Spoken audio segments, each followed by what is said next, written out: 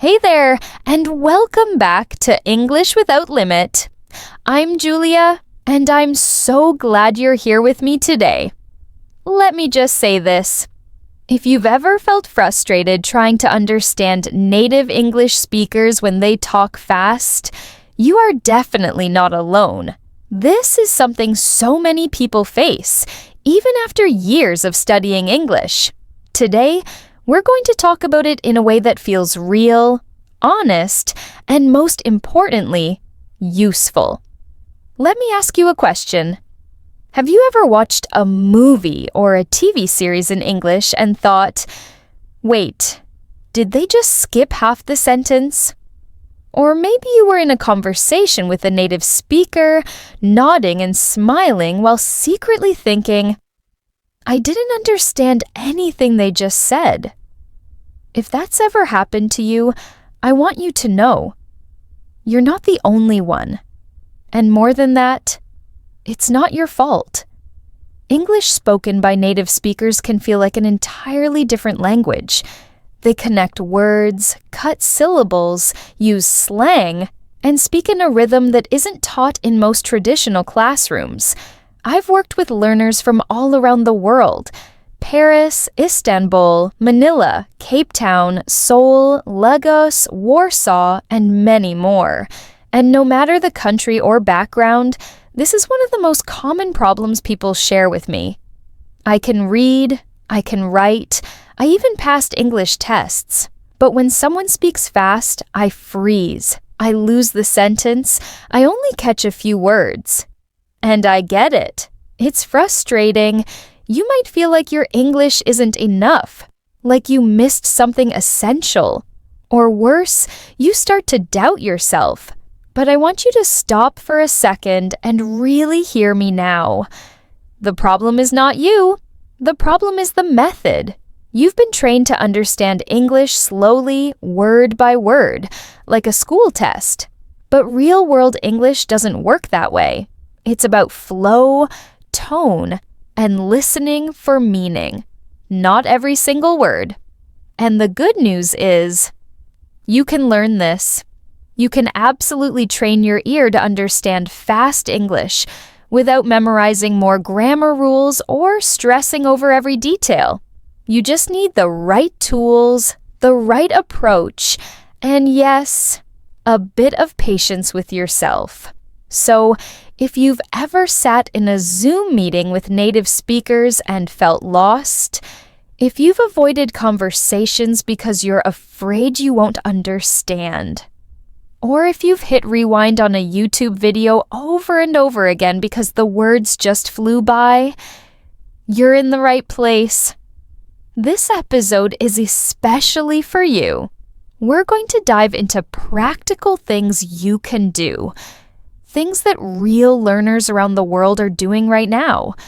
To go from, I can't follow native English to, hey, I actually understood that. We're not going to focus on being perfect. Forget that. This is about being confident, being real, and making progress that you can feel in your daily life. Here's the thing. When you understand fast English, everything changes. Conversations become less scary. Watching a movie becomes fun again. You stop translating in your head and start thinking in English. That's not just about language skills. It's about freedom. It's about connection. And I want that for you. I want you to imagine something for a moment. Imagine being in a conversation with a native speaker. Someone from New York, Sydney, maybe London, and they're speaking just like they always do. Fast, casual, natural. But this time, you're following. You don't need subtitles. You don't panic. You're calm. You get the jokes. You respond naturally. That moment is possible. I've seen it happen with people who once believed they would never understand fast English. And you can be next. Now, before we get deeper into it, I want to ask you to do something simple but important. If you've ever felt stuck when trying to follow native speakers, If you felt that pressure in your chest like you're falling behind, please take a moment right now to like this episode and subscribe to English Without Limit, not just because it helps the channel, but because it helps you. It means you're saying yes to progress, yes to better listening, yes to feeling confident in real conversations. And every time you like or subscribe, you're telling yourself, I'm serious about this. I'm not giving up. I'm ready to take control of my English. And one more thing. Let's keep things relaxed today. This is not a class. You won't be tested. This is your space. A place where we talk like friends, where you don't have to be perfect to participate, and where your small steps matter. So take a deep breath, grab a cup of tea or coffee, and give yourself permission to enjoy the process. We're going to keep it real. We're going to keep it simple. And by the end of this episode, I promise you'll feel closer to understanding fast English than you ever have before. The journey doesn't have to be frustrating. You just need to look at it from a different angle. And that's what we're doing together today. Let's get into it. Let me tell you about someone I met a few years ago. His name is Mark, and he's from Berlin. Mark is one of those people who always took learning seriously. He studied English for many years, followed the traditional path. Textbooks, grammar exercises, vocabulary lists, language tests. He even had a great accent when he spoke. You could tell that he had put in the effort. He wasn't a beginner by any means. After finishing his degree in computer science, Mark got a job opportunity in London. It was a big step for him. He was excited. He'd always dreamed of working in the UK. And now, it was actually happening. The position was with a tech startup in East London. The interview was scheduled. The company sent the Zoom link. Everything seemed ready. Mark told me he had prepared answers to the most common interview questions. He practiced them several times. At first, he wasn't nervous about his English, but then the interview started. And the moment the interviewer began to speak, everything changed. Mark could hear the words, but he couldn't catch the meaning. The man had a thick London accent, spoke fast, and used phrasal verbs and informal expressions like, "Let's kick things off," and "We're looking for someone who can hit the ground running." Mark had never heard those phrases before. He kept trying to translate in his head, word by word, but the sentences moved too quickly. It was like trying to catch a train that was already speeding away. He told me, "Julia, I felt like I knew every individual word, but somehow I didn't understand what he was saying. It was like the words didn't add up. I just froze." Here's the thing. Mark had studied English for more than 10 years. He passed the B2 and C1 exams. He read novels in English. He even wrote emails for international clients at his old job. But none of that helped in that moment. Because real spoken English, the way native speakers use it, is a different kind of challenge. It's not about how many words you know. It's about how those words are used. That interview lasted 25 minutes, but for Mark, it felt like an hour. He answered some questions, but most of the time he just smiled politely, nodded, and tried to hide the fact that he didn't understand half of what was being said. He wasn't able to show his true skills. Not because he didn't know English, but because he didn't know how to listen to English the way it's really spoken. And honestly, that's such a common situation. I've heard similar stories from learners in Tokyo, Cairo, Madrid, Jakarta, you name it. They prepare for years, But when they face a fast-speaking native speaker, they freeze. It's not a vocabulary problem. It's a listening problem. But even that isn't the full truth. It's actually a training problem. We're trained to hear English as if it were written, slowly, clearly, carefully structured. But real English doesn't sound like that. People don't speak in full textbook sentences.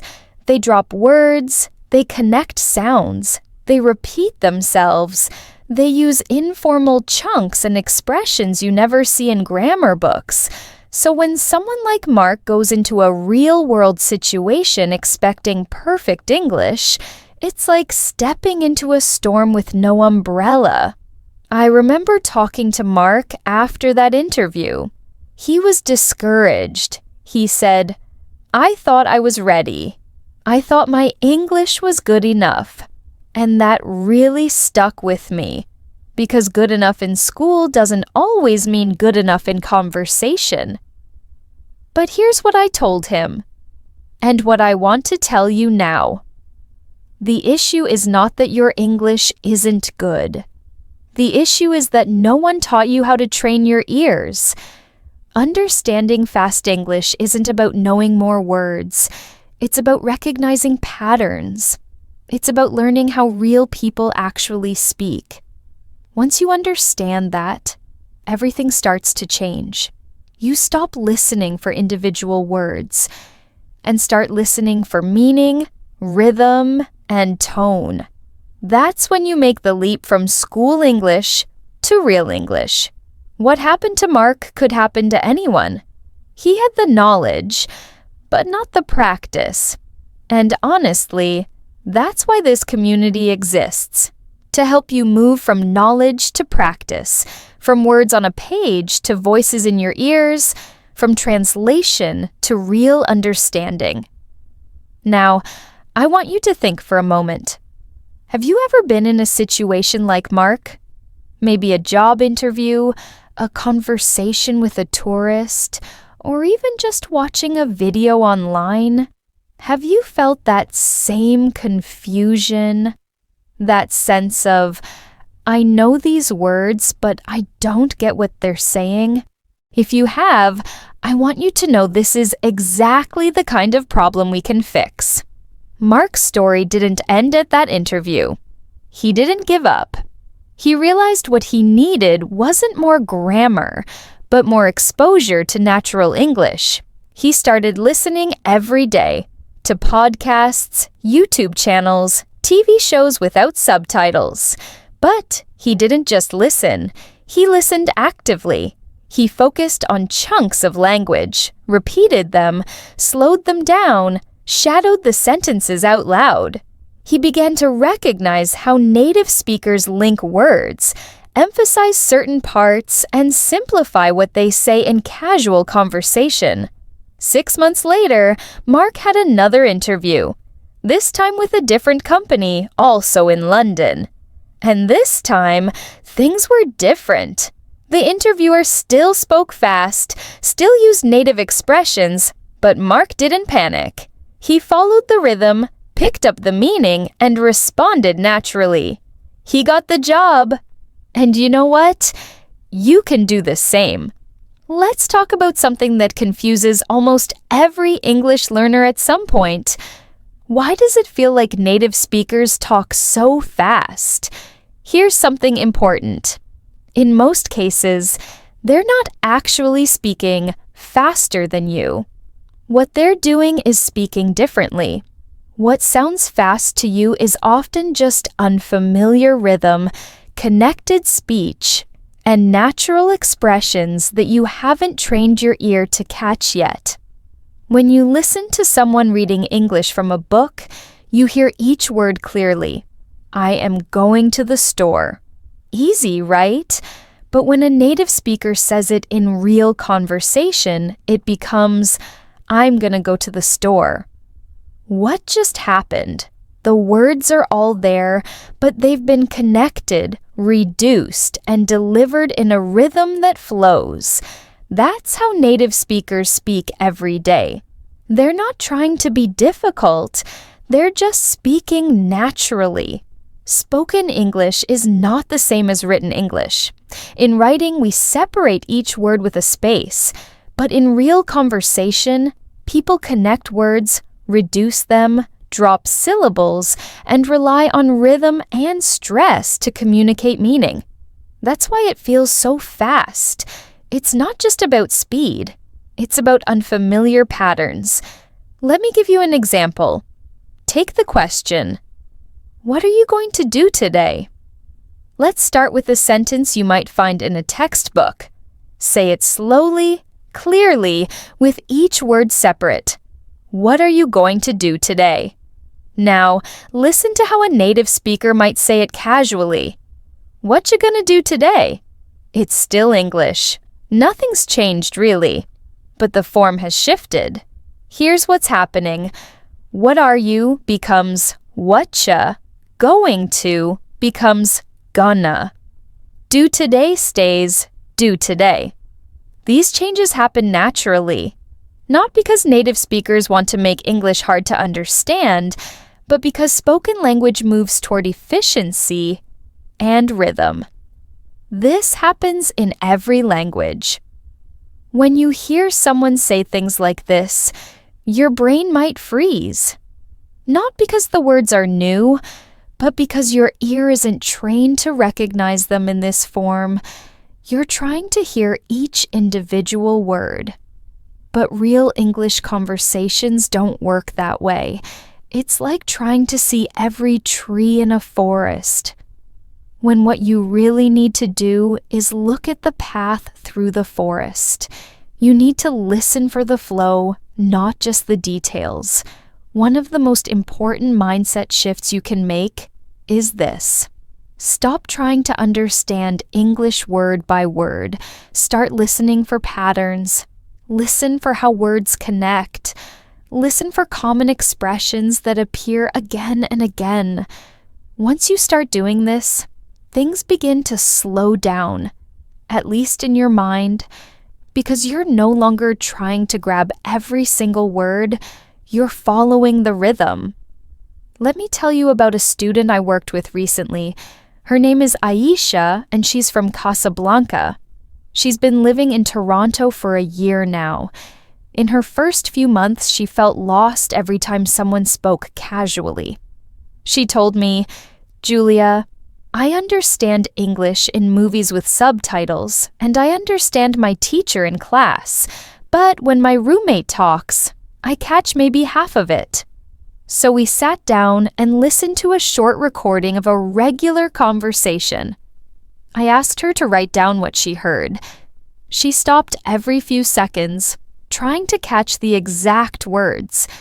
Then I played it again, and this time, I asked her to feel the rhythm. I told her not to worry about getting every word. Just follow the energy of the sentence. After a few rounds, she began to notice something. The words that carried meaning, the content words, were easy to hear. The grammar words is, are, to, of, were reduced, sometimes completely invisible. She said, "It's like they're hiding." And I told her, exactly. That's how English hides, inside its own rhythm. This is what I want you to focus on. Don't ask yourself, what is every word in this sentence? Ask, what is this person trying to say? Native speakers often give you the answer in the tone, the stress, the flow. Understanding fast English doesn't mean you need to copy it exactly. Your goal isn't to become someone else. It's to understand them. To do that, you need to change the way you listen. So here's a small challenge for you. The next time you listen to a native speaker, whether in a video, a podcast, or in real life, try to notice how the words are linked together. Don't just focus on individual vocabulary. Pay attention to how the speaker moves through the sentence. Where do they pause? Where do they stress a word? What gets skipped or reduced? Every time you do this, you're training your brain to hear English as it's really spoken. not just as it's written. And if you find yourself thinking, "This is too fast," stop and ask, "What pattern am I missing here?" Often it's not speed that's the problem. It's unfamiliarity. The more you listen, the more familiar these patterns become. And the more familiar they become, the slower they start to sound. Think of it like a song. The first time you hear a new song, you don't know the lyrics. It sounds fast, even confusing. But after you listen a few times, suddenly you start singing along, even if the words are quick. That's what we're doing with English. We're learning the music of the language so you can dance with it, not fight against it. Let's keep training your ears together. Let me introduce you to Aiko. She's from Tokyo, Japan. When we first met, she had one very specific goal. She wanted to watch her favorite English series without subtitles. Not just to follow the story, but to actually understand the characters, catch the jokes, feel the rhythm of the conversations, and experience the language naturally. But every time she tried, she got frustrated. Without subtitles, she felt completely lost. Here's the thing. Aiko wasn't a beginner. She had studied English for years. She passed tests, memorized vocabulary lists, and understood grammar rules better than many native speakers. But when it came to understanding real people talking in real time, especially actors speaking quickly and naturally, she felt like all her knowledge vanished. She told me, "Julia, it's like the words become a blur. I can hear them, but I can't follow." Maybe you felt that too. Maybe you've watched a movie scene where someone says something emotional or funny, and the people around you laugh or react, but you're stuck on the first line thinking, "Wait, what did they say?" That was Aiko's experience. Every time she tried to understand English without reading, she'd rewatch episodes again and again, hoping repetition would help. But every time she removed the subtitles, the magic disappeared. It was like the characters were speaking a different language. Fast, mumbled, unpredictable. At one point, she almost gave up. She told me, "Maybe I'll never understand English the way it's really spoken." And I said, "No, Aiko.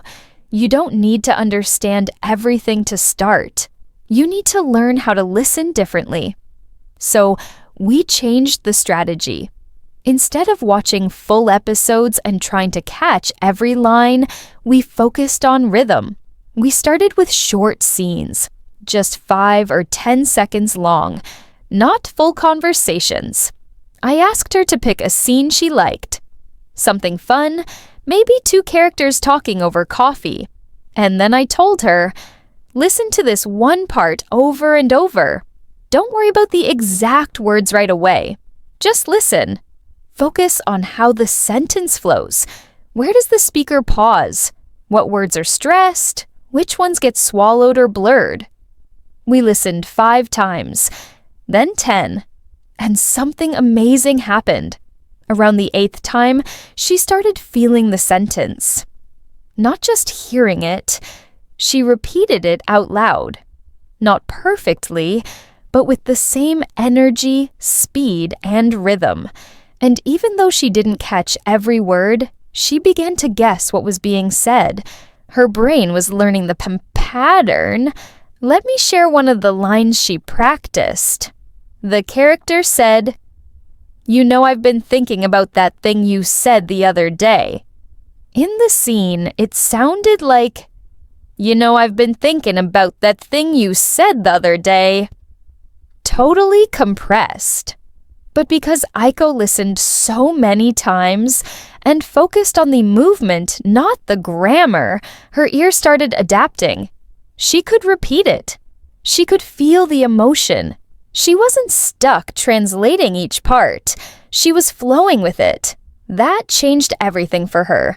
She told me, "Before, I used my eyes to understand English. Now, I'm learning to trust my ears. That shift from visual to auditory is powerful. When you read subtitles, your brain is working in a completely different way. You're not truly hearing English. You're reading a translation of what's being said, even if the translation is in English. But when you turn off the subtitles and start listening with intention, something else begins to grow. Your listening muscle. And here's the beautiful part. Aiko didn't need hours every day. She used just a few minutes at a time. 5 minutes in the morning, 10 minutes before bed. She'd choose a short clip, listen repeatedly, try to copy the rhythm, and then speak it out loud. Sometimes she'd record herself. Sometimes she'd shadow the speaker, speaking at the same time as the character, matching the flow as best she could. The results didn't come all at once. They came slowly, like a song that becomes familiar the more you hear it. One day she messaged me and said, "Julia, I watched half an episode today without subtitles, and I understood most of it. Not everything, but enough to enjoy it." That's the moment I knew she had crossed the bridge, from seeing English as a code she had to crack to experiencing it as a rhythm she could move with. So, what can we take from Aiko's story? First, understanding native speakers isn't about understanding every word. It's about recognizing the rhythm of the language. Second, repetition is your best friend. But not passive repetition. Active listening. Listening with purpose. Listening with your whole attention. Third, you don't need to start big. In fact, it's better to start small. A single sentence, a short scene, a few seconds of audio. That's enough to train your ear, if you're consistent.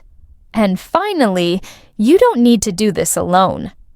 Aiko practiced alone most days, but she also asked questions, joined study groups, and talked to friends. She wasn't afraid to ask, "Did I say that right?" Or, "What did he just say?" Curiosity, not perfection, is what helped her improve. I want you to know that you can do exactly what Aiko did, no matter your level, no matter your background. If you feel frustrated because native speakers sound too fast, remember, it's not your fault. It's just that your ear hasn't had enough time with the real music of the language. But you can catch it. You can train it. You can learn to hear not just the words, but the meaning behind the rhythm. And once you do, everything starts to sound clearer. Not slower, maybe, but definitely more familiar. One of the most powerful changes you can make in your English learning journey is this. Stop listening word by word. I know that might sound strange, especially if you've always been taught to focus on vocabulary and grammar step by step. But when it comes to real conversation, when native speakers talk naturally, they're not throwing words at you one by one like pieces of a puzzle. They're speaking in chunks, connected phrases, expressions, combinations that come out as one smooth sound. This concept is called chunking, and it's one of the best ways to finally start understanding fast, natural English. Let me explain what I mean by that. Think of the sentence, "I'm going to go." Very simple, right? You've probably seen it in textbooks, maybe heard it in class. But when a native speaker says it quickly, it sounds like "I'm gonna go," and sometimes even faster. More like "I'm gonna go." If you're trying to catch every single word as a separate unit, you'll probably get lost. You might think you didn't hear "going" or "to," or you'll stop to mentally translate. And by the time you figured it out, the conversation has already moved on. That's why listening for phrases, not isolated words, is so important. Native speakers group words together and say them as one rhythm unit. They're not thinking of grammar while they speak. They've practiced these expressions so many times, they come out naturally. And the good news is, you can train yourself to hear and use these chunks too. Let me give you another example. Think about the phrase, "What do you want to do?" It's a normal question, right? But listen to how it sounds in a real conversation. Most native speakers say, "What do you want to do?" That's one chunk. They're not pausing between each word. The rhythm is smooth. And if your brain is still trying to process, what do you want? It's going to feel impossible to keep up. But once you start recognizing the whole chunk, what do you want to do? It becomes like a familiar melody. You don't need to stop and analyze every piece. You just understand it. And that's what fluent listening is really about. I often compare this to listening to music. When you hear your favorite song, do you analyze every single word the singer is saying? Probably not. You feel the emotion, you remember the phrases, you sing along with the chorus. That's because music is all about patterns, rhythms, and repetition. And the same approach works when learning spoken English. You listen, you repeat, and you let your brain absorb the chunks naturally. So, how do you start chunking? First, stop trying to hear every word. It's okay if some words are unclear at first. Focus on the phrase as a whole. What does it sound like? How does it feel when spoken quickly? Close your eyes and listen to a short clip from a movie or a podcast. Don't try to understand it fully on the first try. Just listen to the flow. Can you identify where one phrase ends and the next begins? Second, repeat the chunk out loud. This is key. Your mouth needs to feel the phrase, just like your ears need to hear it. Repetition out loud helps your brain store the chunk as one single unit. You're no longer remembering I plus am plus going plus to plus go. You're remembering I'm going to go. That's a huge difference. Third, collect useful chunks. Make a small list of common phrases you hear often. For example, how's it going? Let me see. I don't know. What's going on? Do you want to come? These are expressions that native speakers use all the time. Listen to them in context. Repeat them. Use them when you speak. You'll start to recognize them naturally when you hear others talk. A student of mine, originally from Warsaw, once told me she felt like a robot when speaking English. She said, "I'm always building sentences in my head. I can't just speak freely." I asked her to stop focusing on building every sentence from scratch and start borrowing chunks from real conversations. She began collecting them from series, interviews, and music. She practiced saying them the way native speakers said them, intonation and all. After a few weeks, she came back and said, "Julia, I finally had a conversation where I wasn't thinking. I just said the phrase." That's chunking in action. Now, let's think about how this helps with understanding fast English. If you try to hear a sentence word by word, your brain is doing too much. You're analyzing, translating, interpreting, all at once. But if you hear the sentence as a few chunks, you simplify the process. Your brain says, "I've heard this before. I know this pattern." And that's when your understanding speeds up. Here's a practical tip. Take a scene from a movie, just 30 seconds. Write down what you think you hear, then check the subtitles. Compare your version with the real one. You'll probably find many words were said as one unit, and you missed them because you were listening word by word. Don't worry, that's part of the learning process. Now listen again, knowing the chunks. Repeat them. Say them out loud. Do it 5 times. You'll notice a difference almost immediately. I also recommend shadowing. This means listening to a short sentence and repeating it at the same time as the speaker, like an echo. It's not about getting every word perfect. It's about copying the sound and flow.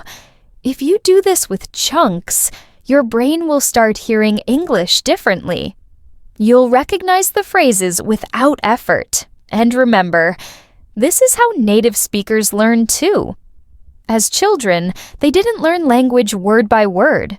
They heard full expressions like, "I don't know," "It's okay," "Let me do it," and repeated them thousands of times.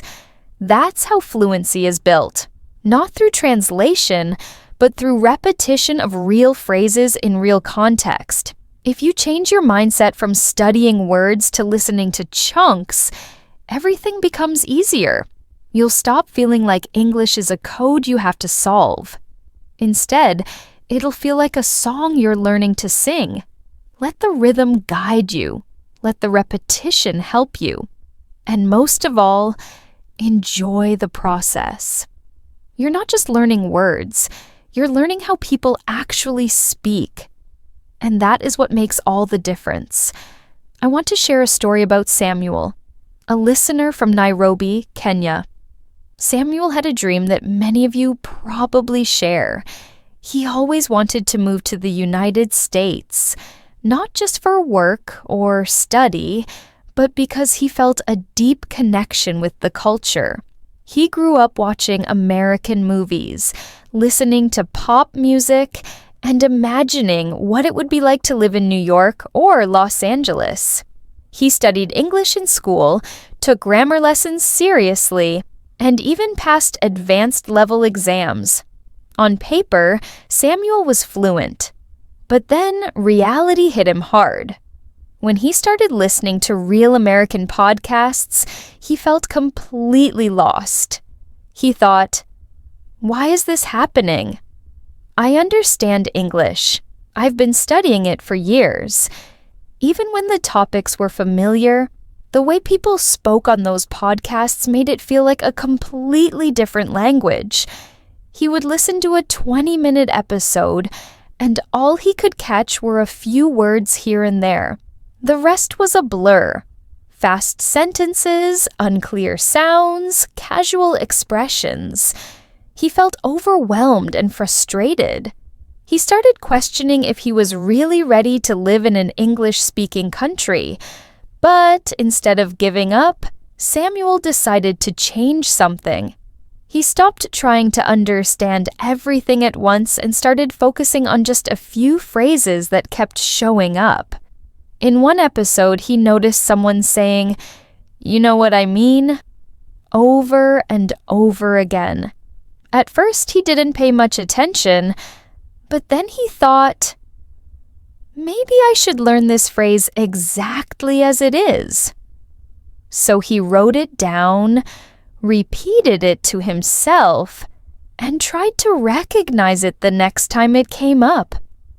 And just like that, something clicked. He began noticing that, "You know what I mean?" wasn't just a random expression. It was a signal, a pattern. It usually came at the end of a sentence when the speaker wanted to check that the listener was following. It became an anchor. No matter how fast the speaker talked, when Samuel heard that phrase, he could catch his breath and refocus.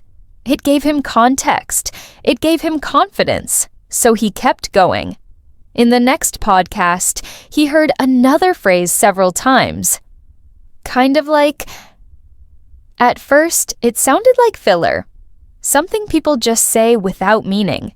But when he paid closer attention, he realized it helped explain ideas. People used it to compare things or to give an example. For instance, it's kind of like when you're waiting in line and someone just cuts in front of you. Suddenly, the sentence made sense. Samuel understood the story because the phrase gave him a structure. He started collecting these expressions, not individual words, but phrases. He didn't try to memorize definitions. Instead, he listened to how they were used in context.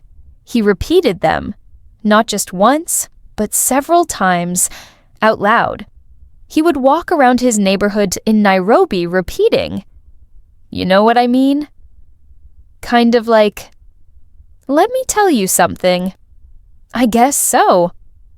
And it turns out, at the end of the day, these phrases became the foundation of his listening. Because once he knew them, he started hearing them everywhere. They acted like signposts in the conversation.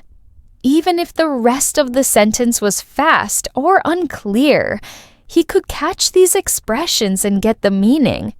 He no longer needed to understand every word. He just needed enough to follow the conversation. And that changed everything. What I love about Samuel's story is how practical it is. He didn't wait for a perfect lesson. He didn't need a special course. He just opened his ears to real English and started noticing patterns. He used repetition. He let go of the pressure to be perfect. And by focusing on the most common, everyday expressions, he unlocked a huge part of spoken English that many learners miss. We often think of fluency as speaking fast or knowing difficult vocabulary, but in reality, fluent conversation relies heavily on simple, repeated phrases. Native speakers use them all the time without even thinking. That's why, when you learn these everyday expressions, you step into the rhythm of real English. You stop feeling like an outsider, and you start participating. Samuel eventually moved to the US. He told me that his first few months were way easier than he expected. He said, "I didn't understand everything, but I recognized enough. I could follow the flow because I had trained my ears to catch the phrases." People use these phrases all the time. That's the power of focusing on chunks instead of words, and on rhythm instead of translation. He still practices every day. He takes 5 minutes every morning to listen to short podcast clips, identify phrases, repeat them, and imagine using them in real conversations. He says that routine keeps his listening skills sharp, and more than that, it keeps him connected to the language in a natural, meaningful way. So, if you ever feel like Samuel, lost in the flow of fast conversations, remember this: you don't need to catch everything. Start small, pick 1 or 2 expressions you hear often, practice them, use them, repeat them until they become automatic. This simple shift can make a huge difference. Everyday phrases are not just language tools. They're mental shortcuts that help you process what you hear in real time. And when you train your brain to recognize them, you stop translating and start understanding. That's what happened to Samuel. And that's what can happen to you too. Now, let's talk about something I know many of you have probably felt at some point: the desire to ask native speakers to slow down. Maybe you've been in a conversation where someone is talking so fast, and your brain is just screaming, "Please slow down." It's completely understandable. When we're learning a new language, speed feels like the enemy. You're trying to process every word, translate it in your head, understand the meaning, and then respond, all while the conversation keeps moving. It can feel overwhelming. But here's something that might surprise you. Trying to slow other people down is not the solution. In fact, it can sometimes make things harder in the long run. The truth is, native speakers aren't trying to confuse you. They're not even always speaking fast intentionally. they're just speaking naturally, using the rhythm and speed they've used their entire lives. And if your goal is to understand real English, the kind spoken in everyday conversations, movies, meetings, or friendships, then your brain has to learn how to deal with that natural speed. Not fight it, but adapt to it. Adapting to speed is a process. You don't need to jump straight into understanding every single word in a fast conversation. What you need is a gradual training method that helps your brain become familiar with natural spoken English. One of the most powerful techniques I always recommend is this. Choose a short clip of native speech, something real, something natural, and something interesting to you. And listen to it first at normal speed. Just listen. Don't try to understand every word. Just notice the flow. How does it sound? Which words are easy to catch? Which parts feel like a blur? Then, slow it down. You can use tools like YouTube's playback speed or podcast apps that allow speed adjustment. Bring it down to 0.75x or even 0.5x if needed. Listen again to the same clip you found challenging. This time, your brain will begin to notice more details. You might hear where one word ends and the next begins. You'll catch those reduced sounds, the parts that used to disappear when things were fast. You'll hear connections between words, like gonna instead of going to, or wanna instead of want to. You'll also notice how intonation works, how voices rise and fall, and how meaning is communicated through tone as much as through words. After that, go back and listen to the clip again at normal speed, and you'll be amazed at what happens. Suddenly, the same fast clip that felt impossible just minutes ago starts to feel familiar. You understand more. You're not translating anymore. You're recognizing. Your brain is adjusting. That's the magic of training with speed variation. This process isn't about perfection. It's about exposure and consistency. Your brain needs to hear real English, not classroom English, not slow recordings made for beginners, but the kind of English you want to understand in the real world. The more you expose yourself to it, and the more you train using this slow, fast, slow method, the more natural it becomes. Let me share an example from my experience working with students.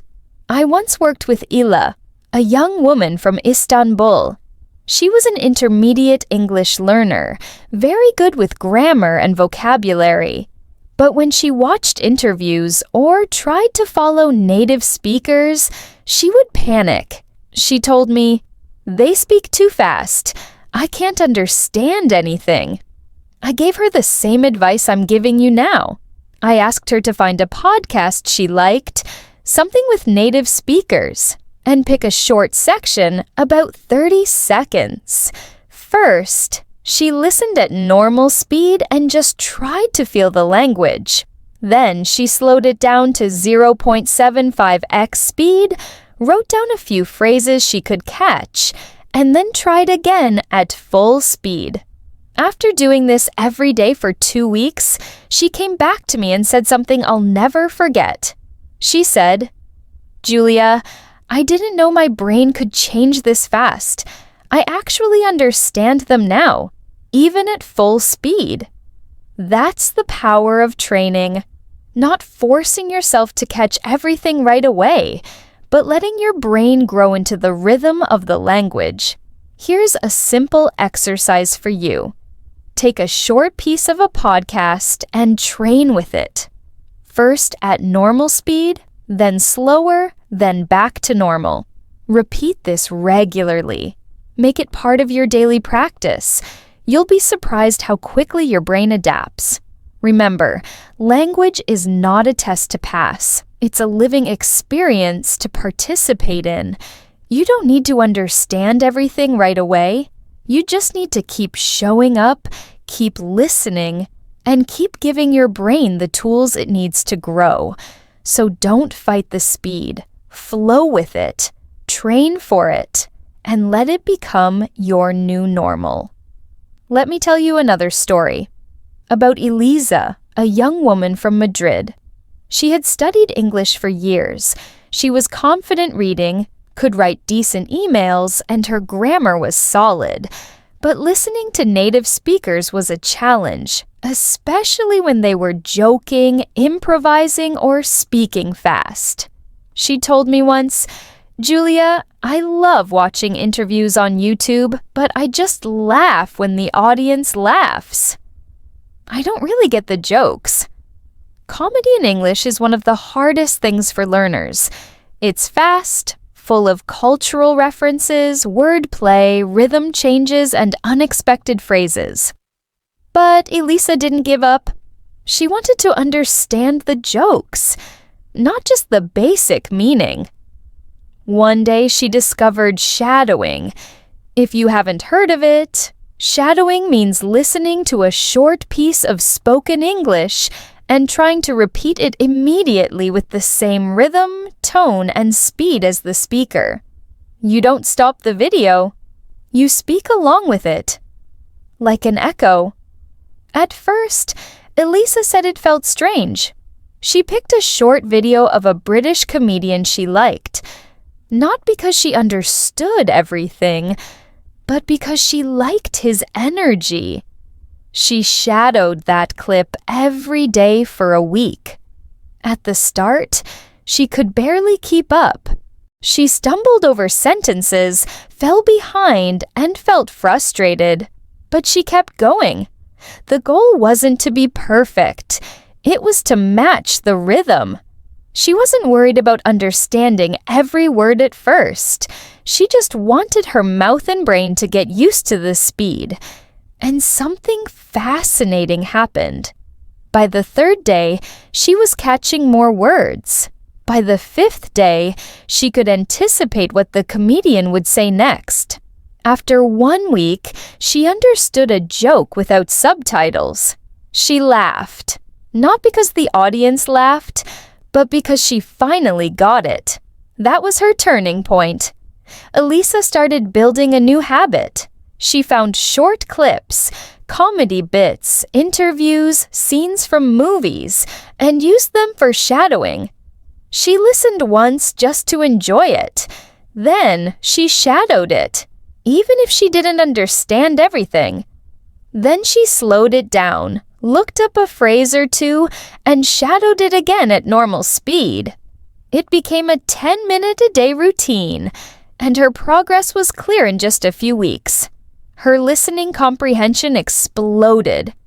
What surprised her even more was how this practice affected her confidence. Before, she avoided fast conversations. If someone spoke quickly at a party or meeting, she'd just smile and nod. Now, she jumped into conversations, responded with ease, and even added her own jokes. Not because she memorized phrases, but because her ears were trained to hear English as it's really spoken. She had learned to process sound patterns, not just vocabulary. And that's the real power of shadowing. It doesn't just train your pronunciation, it sharpens your listening. You stop focusing on individual words and start recognizing chunks of speech. You learn the melody of English. You internalize the rhythm. You begin to feel the language, not just understand it. When that happens, communication becomes more natural. You stop translating in your head. You respond faster. You connect more. Elisa told me once, "Shadowing made me brave. I used to be afraid of fast English. Now I chase it." That shift from fear to curiosity transforms a learner into a confident speaker. She didn't wait until she understood everything to start practicing. She practiced even when things felt unclear. She repeated phrases she didn't fully get at first. Little by little, those phrases became familiar. Unfamiliar sounds became patterns. The jokes became understandable. The fear disappeared. Elisa also noticed native speakers repeat themselves a lot, especially in comedy. There are setups and punchlines that follow patterns. If you watch enough clips, you start to hear the same phrases again and again. You know what I mean? I'm not saying these expressions show up constantly, but when you shadow them, they become part of your English, not because you memorized them, but because your mouth and ears got used to working together. She learned to pause less and trust more. At first, she tried to understand everything before speaking. But with shadowing, there's no time to pause. You speak while you listen. This forces your brain to stop overthinking and start responding. It's like a workout for your fluency, not just passive listening, but active training. It's challenging, but powerful. Elisa told me the first time she understood a full joke in English, she felt like she had climbed a mountain. But then she realized something even more important. It wasn't about the joke itself. It was the moment she stopped feeling like an outsider. She wasn't guessing anymore. She was participating. That sense of belonging, of being in the conversation instead of watching from the outside, that's what makes all the practice worth it. So if you're listening and thinking, I want to understand fast English, I want to get the jokes, I want to feel confident, maybe it's time to try shadowing. Start with a video you enjoy. Even if you don't catch every word, play it once. Listen. Play it again and repeat what you hear. Match the rhythm. Don't worry about perfection. Just stay with the speaker. Over time, you'll feel your ears waking up. Your responses will get quicker. Your understanding will deepen. That's what happened with Elisa. And it can happen for you too. Shadowing is not magic. It's consistent practice. But when done regularly, it builds something every English learner wants: natural understanding. With that comes confidence, clarity, and real connection. Keep going, even when it's hard, because just like Elisa, you're closer than you think. Now, I want to share a simple but powerful idea about English listening. Stop trying to catch every single word. I know that sounds strange, maybe even a little wrong at first. After all, many of us have spent years studying vocabulary, memorizing word lists, trying to expand our English one word at a time. So, when you listen to native speakers, your brain naturally wants to catch every word, every sound. And when you miss one, panic sets in. You feel lost, like you've failed. But here's the truth. Even native speakers don't catch every single word when people talk fast. What they do is listen for meaning. They focus on the message, not the details. Let me ask you, have you ever been in a conversation where you understood every word but still didn't really get the meaning? Or the opposite, you missed some words but still caught the main idea? That's what I'm talking about. Listening for meaning is a skill. And yes, it's something you can train. The problem with trying to understand every word is that it slows you down. It creates pressure to translate, analyze, and follow perfectly. And that's exhausting. Your brain can't keep up at native speed, so you freeze, stop listening, and feel frustrated. I see this with many students, even advanced learners who struggle with real conversations, movies, podcasts, or group talks. Not because they lack vocabulary, but because they try too hard to be perfect. I always tell my students, perfection isn't the goal. Communication is. understanding the general idea, the emotion, the intention behind the words. That's what really matters. That's what native speakers do when they listen. They don't think, "What exact word was that?" They think, "What is this person trying to say?" So how do you start listening this way? Begin by asking better questions. Instead of, "What did that word mean?" Try, "What is this conversation about?" Or, "What's the speaker's main point?" When you listen to a podcast or video, pause after a minute and ask yourself, "Can I summarize this in one sentence?" If yes, even if you missed some expressions or jokes, you're training the right skill. Comprehension, not perfection. Context is your best friend. Imagine hearing someone say, "So, yeah, we were going to go to the beach, but then it started pouring, so we stayed in and watched a movie instead." Maybe you missed the word pouring, but you heard, "We were going to the beach, then stayed in and watched a movie." That tells you something ruined the plan. You don't need to know that pouring means heavy rain to get the meaning. And maybe later you look it up, and it sticks better because it's connected to a situation, a feeling, a real moment. Another tip: practice with materials that have strong visual or emotional context. Watch short videos with facial expressions, gestures, and movement. These clues help your brain make sense of language. You often guess meaning from how something is said, not just what is said. Tone, rhythm, body language, they all help you understand faster and more naturally. Think about how children learn their first language. They don't use subtitles. They don't carry dictionaries. They watch faces, listen to tone, recognize repeated phrases, and connect those things to meaning over time. It works. You're not a child anymore.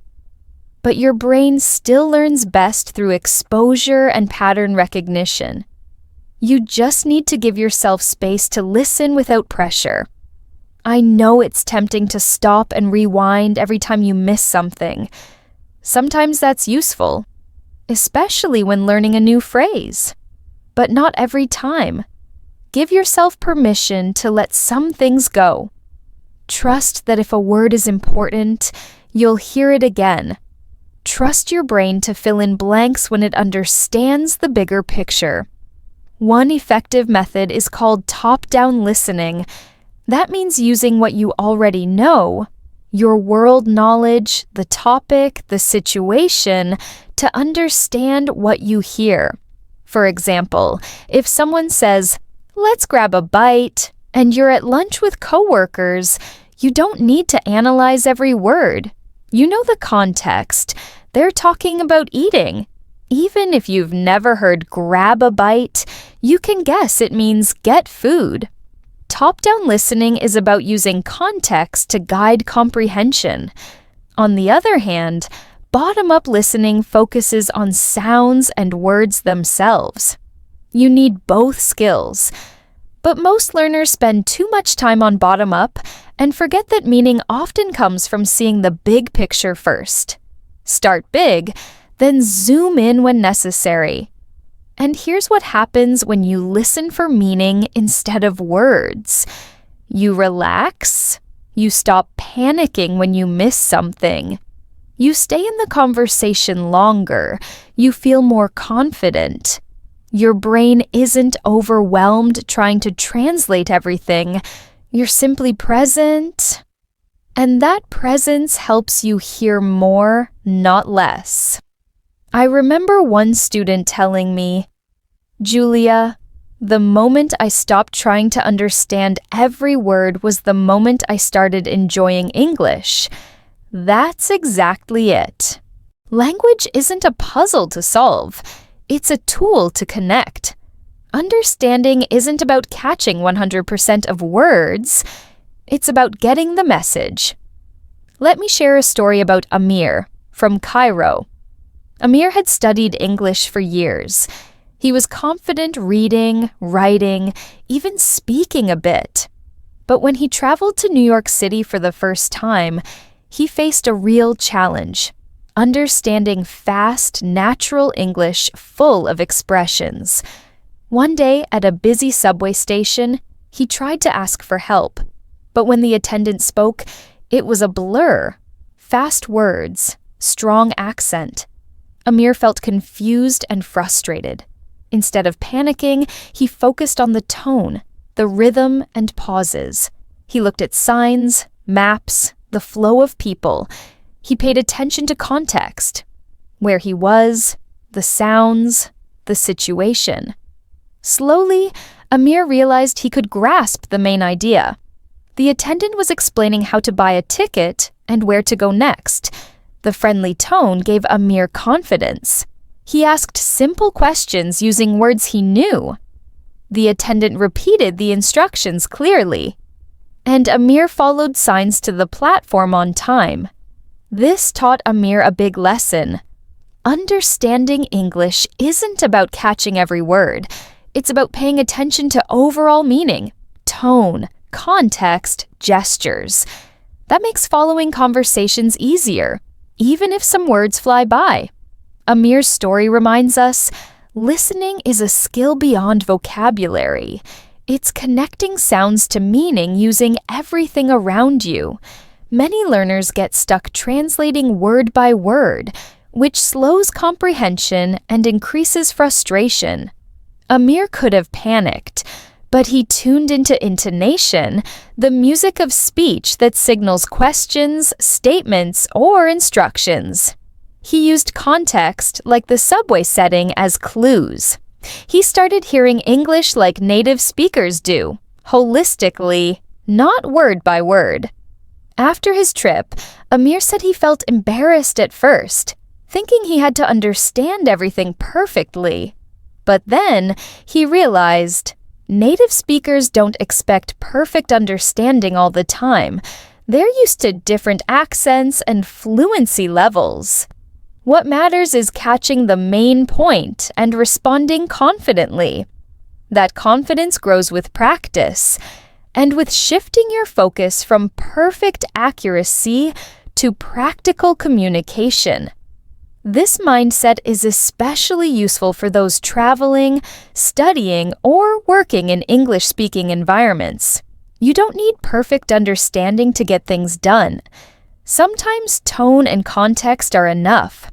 Over time, your brain naturally catches more details. Amir's story shows how real-life practice matters. Classroom learning is great for grammar and vocabulary, but nothing replaces listening to natural speech in real situations. If you can't travel, create those moments at home. Listen to videos, podcasts, and interviews with native speakers in everyday contexts. Try guessing meaning from tone and context before looking up words. This trains your brain to listen for meaning, not just for words. And remember, missing words or making mistakes is normal. It's part of learning. Amir didn't understand everything at first, but he stayed calm and used strategies to help. That's what I want you to do when you get lost in a conversation. Stop worrying about every word. Listen for the big picture. Notice changes in the speaker's voice. Use the environment around you to guide your understanding. This patient, big picture approach unlocks better comprehension. It trains your ears and your mind to work together. Amir's subway confusion became success because he changed his approach. You can do the same. Keep practicing, keep listening, and trust that understanding will come. Not because you hear every word, but because you know how to catch the meaning behind them. When improving your listening skills, one powerful approach I recommend is practicing in layers. Start with easier, clearer audio, then gradually move to real-life natural speech. It's like training a muscle. You wouldn't lift heavy weights without warming up first. Your ears and brain need time to adjust to different speeds, accents, and speaking styles.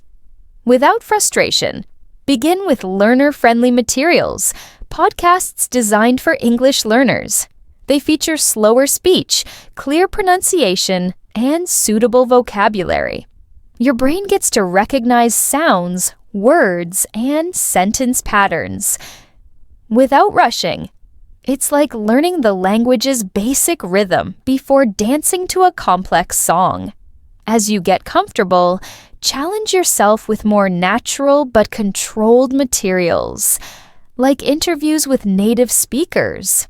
Interviews are great because speakers often enunciate clearly and topics are structured. You'll hear accents, intonation, and faster speech. This helps train your ear to pick up words and emotional tone. Then, expose yourself to real-life conversations, like those on the street, in cafes, or vlogs. These are tougher, with slang, interruptions, overlaps, and spontaneous speech. But this layer is essential if you want to understand English as it's really spoken. Watching vlogs from English speakers worldwide is great for hearing accents and everyday expressions. It's like stepping into their world and hearing real English. Don't skip these layers. Sometimes learners get frustrated and jump straight to movies or TV shows. While fun, these can overwhelm ears not used to fast, casual speech. Practicing progressively, from easy to hard, builds confidence and comprehension. Think of it as climbing a ladder. Each step prepares you for the next, and each layer builds different listening skills. Educational podcasts help you hear words clearly. Interviews train you to understand ideas and opinions. Real conversations help you catch expressions, tone, and speed. Practice all layers to become a flexible listener. Ready for anything. Here's a practical tip. Schedule daily or weekly time for at least one layer. Maybe Monday and Wednesday. Educational podcasts for vocabulary and pronunciation. Friday, short interviews on topics you enjoy. Weekend, vlogs, or casual conversation clips. This variety keeps practice fresh and skills balanced. Over time, you'll naturally understand faster speech because your brain adapts. Be patient with yourself. Listening to native speakers is challenging for everyone, even advanced learners. Your brain needs time to recognize patterns, connect sounds, and predict. The key is consistent, focused practice. Practicing in layers reduces frustration and boosts success by avoiding overwhelm. And remember, practice isn't just passive listening. Be active, repeat phrases, mimic intonation, note new expressions. Here's a simple trick. When you listen to a podcast or interview, pause and say the sentences out loud. This helps your brain and mouth get used to natural sounds and rhythms. It's like giving your brain a workout, training both your ears and your speaking muscles at the same time. With real-life conversations, don't worry if you don't catch every word at first. Instead, try to catch the gist, the main idea, then listen again to pick up the details you missed. Repetition like this is one of the most powerful tools in language learning. Another helpful strategy is layering your listening practice. Start with clear, slower speech. Then move on to natural interviews. Then challenge yourself with real conversations, without subtitles. This gradual exposure reduces the anxiety that often comes with fast English. When you know you've prepared, fast native speakers feel less intimidating. This kind of training builds your listening muscles. And over time, what once sounded like a blur becomes something you actually enjoy listening to, even if you don't understand every single word. Let me tell you about Priya from Mumbai. Priya had studied English for years, but struggled to understand native speakers, especially when they spoke quickly or used slang. She could read and write well, but listening felt blurry and confusing. What changed for Priya was creating a simple, consistent listening routine with 3 phases. Her routine started with educational videos made for learners, clear, slower, with lots of explanations. She listened every day, focusing on understanding key ideas rather than every word. She paused and repeated sentences to practice rhythm and intonation. This foundation helped tune her ears without overwhelm. After a few weeks, Priya moved to phase 2, watching series with subtitles. She chose shows she enjoyed, sometimes dramas, sometimes light comedies. Subtitles helped her connect what she heard with the written words, making it easier to catch new expressions and follow the story. She noticed native speakers shorten words, link sounds, and speak in ways grammar books don't teach.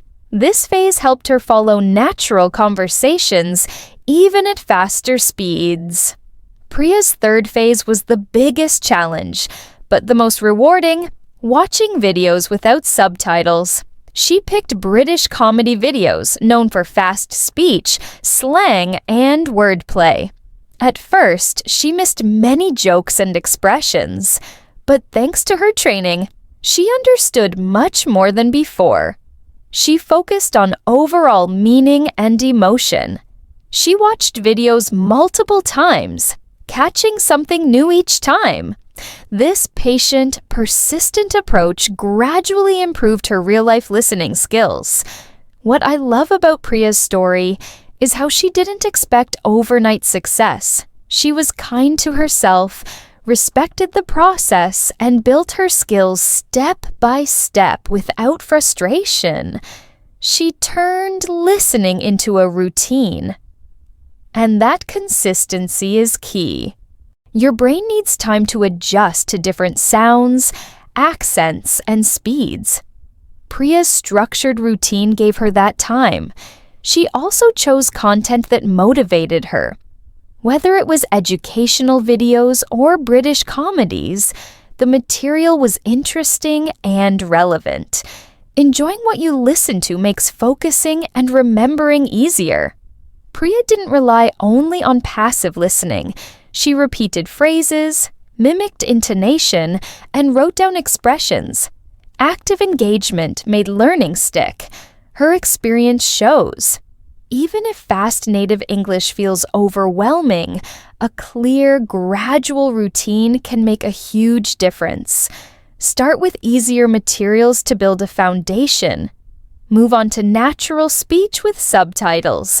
Then challenge yourself with authentic videos without subtitles. It's normal to miss words or jokes at first. Don't let that discourage you. Focus on meaning. Keep practicing, and your brain will start recognizing patterns automatically.